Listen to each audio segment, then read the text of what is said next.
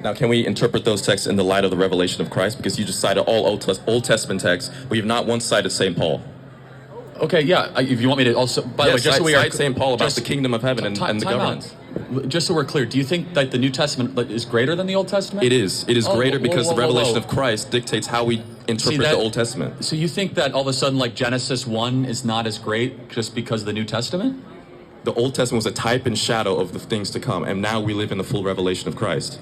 Again, that is by definition such a dangerous theological. That's not true. That's Christological theology. Hold on. Of course, I believe in the resurrection, but to all of a sudden say that, like, in the beginning God created the heavens and the earth, is like somehow lesser because of the revelation of the New Testament. Christ even said, "I did not come to abolish the law of the prophets; I came to fulfill the law." In fact, he said all the laws of the prophet hang on the two teachings, Leviticus 19 and Deuteronomy 3 through 5. However, to use a New Testament example, as you asked, says in 1 Timothy, "Pray for your leaders in authority by name, that they might make great decisions." I'm going to continue.